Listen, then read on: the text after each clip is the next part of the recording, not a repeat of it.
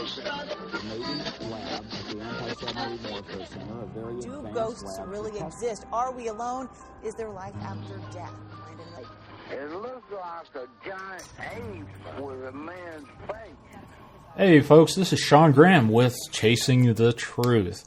From the normal to the paranormal, my radio show can be found at IamDarkWaters.com. Please go there, subscribe. You'll get full radio content of my show, and plus all the content that Dark Waters, the king of horror narration, is working on currently. So go to IamDarkWaters.com. Today's radio segment share is from C, an Aboriginal from Canada. We call him C due to the sensitivity of his stories he's telling about his culture and lands. So today's story is about a possessed doll. So let's chase the truth.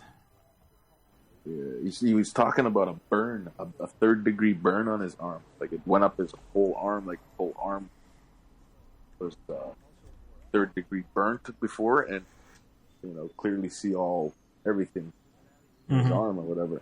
So I told my parents that they were leaving church one day, that same reserve. They live maybe 20 minutes outside of the reserve.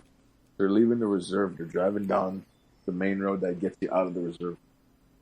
And as they're driving, a doll, like a I'm gonna say like a Cabbage Patch doll in a way, ran across the road.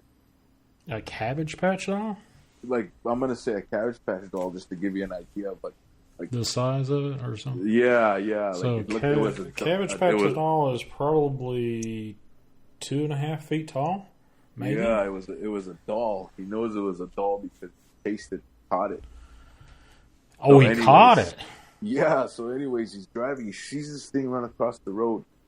He stops, tells his driver to stop. He jumps out, and he can still hear it running in the grass. So he starts chasing it. He knows this is not right because he's a big, strong believer. He knows this is not right. And this is that same reserve where I told you about the ex-boyfriend there of my sister's getting scratched on the arm with the little thing that ran by him. Yeah. That was the first podcast, I think. Yeah, this is that same reserve. Oh, so, okay. So this is there's the talk in the air about it already, But this is like a years before that scratch even happened to this guy. And anyways, there was always the gossip around the reserve about little people and stuff like that. So anyways, I guess that's what he thought this thing was. So he wanted to, catch it and look at it. Debunk it or prove it. One of the two. So yeah. that's why his purpose was to jump out and chase it. So he can hear this thing running in the grass, telling my mom and dad, he can hear this thing running. So he jumps out and he starts running towards the noise. He stops, doesn't hear it no more. You can see this little like shrub of grass shaking.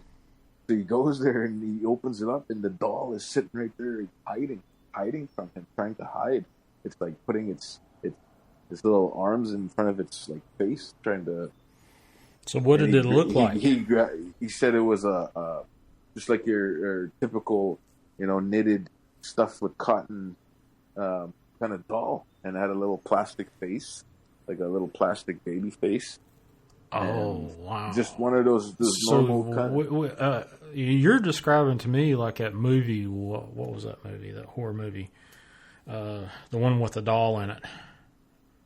Maybe The Boy? I don't remember. I'm not sure. This is like a doll for like a little kid, eh? Yeah. That's why I said like a Cabbage Patch doll. Damn, like it's just a little plastic face, and the rest is all like thread, or it's like threaded and cotton, and just like I'm not sure how to say it. Just like a pillow material, I guess. Yeah. But like billowy, it was the billowy, and it was cotton and stuff like that. So, anyways, he opens up the grass, and this thing's hiding from him. So he grabs it. He grabs it, and his driver comes out. He's telling him to make a fire. And he starts saying this prayer. And this doll, it started like he said to my mom, it sounded like that the doll started talking backwards for some reason. The doll's voice sounded like a. So the doll could talk too? What did the yeah, doll? What did the doll? It wasn't talking English though. It sounded like it was talking backwards. Talking. Like it wasn't. Okay. Wow.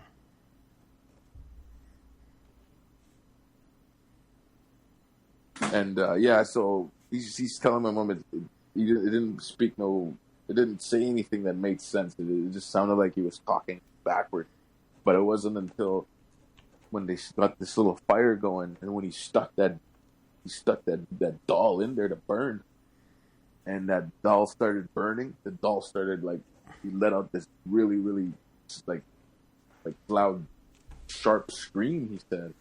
Mm-hmm. It started screaming really loud as he was putting it in the fire, and that's how he got the 3rd-degree burns, because the doll was resisting and it was trying to break free of his grip. So he had to hold the doll in, and his hand and his arm was burnt in the process of it. Got the 3rd-degree burns all over it. Yeah. And he ended up burning that doll there whole till it was ashes, and they sort of got some, I guess you could say, elders that went to church, because there is some traditional elders out there that went to church around there to come there and pray and I guess say rebuke whatever bad spirit that was, because that's what they were calling it, a bad spirit. Okay, a bad spirit that possessed that doll for some reason. So it looked like a Cabbage Patch doll, like any other kid would, the same, outfits or whatever you would see on a Cabbage Patch doll. Yeah, so wow. That really freaked me out. This is coming from, church people. Okay. I believe them 100%. And that's why I believe that they're not scared of it. So how long ago was this? You would think. This was probably mid '90s, at least early '90s. Okay. And this is the same spot where your sister was living with. From the first podcast. From the first podcast, your sister was living, and she encountered another little person along the line. The boyfriend, yeah. And he wasn't from around there either, so that really freaked him out. So did you hear the name that was associated with this particular doll, or the little people, or they just call them little people? No, they with the little people, that was something that was, you would never.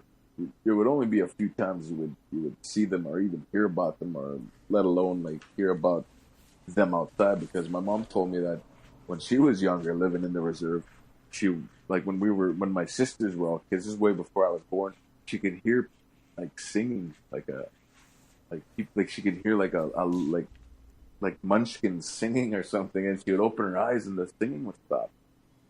Now, where was she when she was?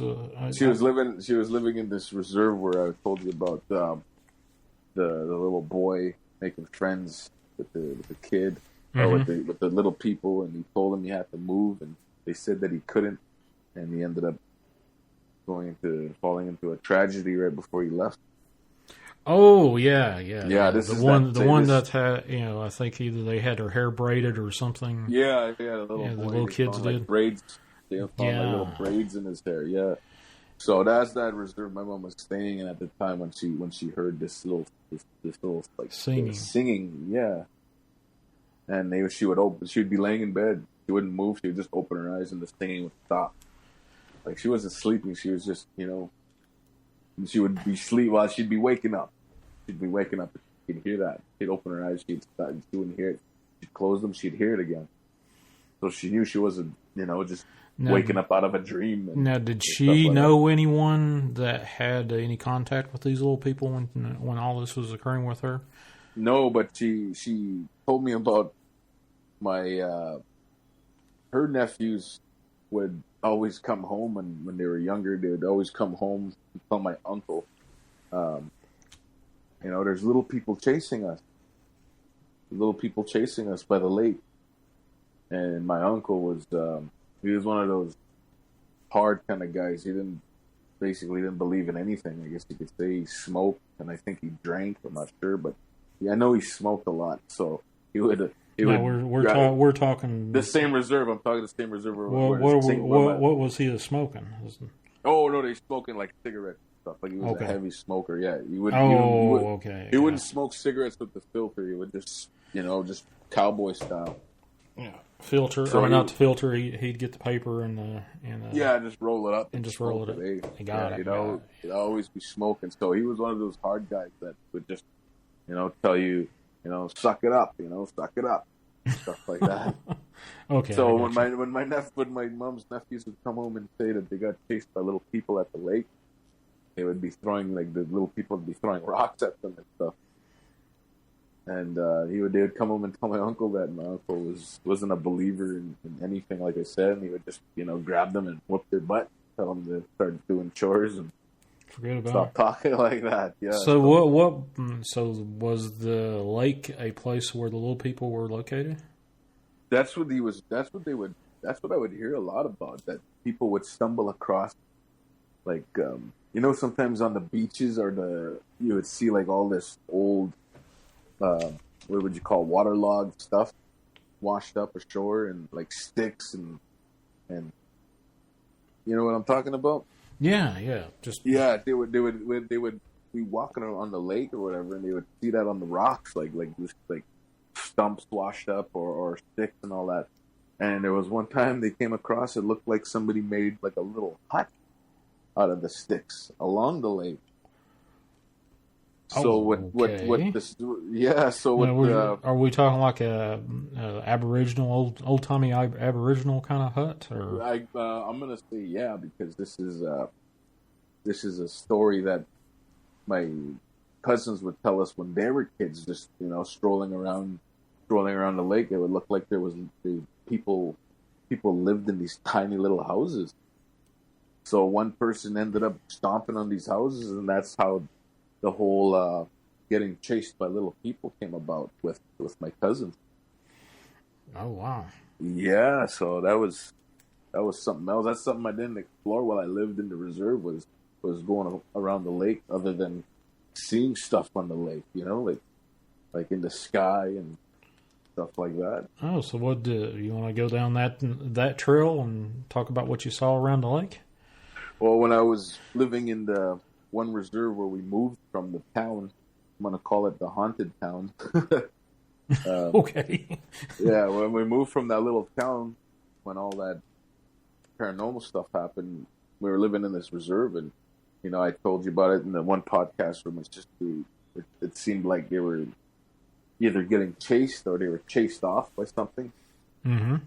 And when her friend's dad and uncles went to go check it out, all they found was cow bones, stuff like that.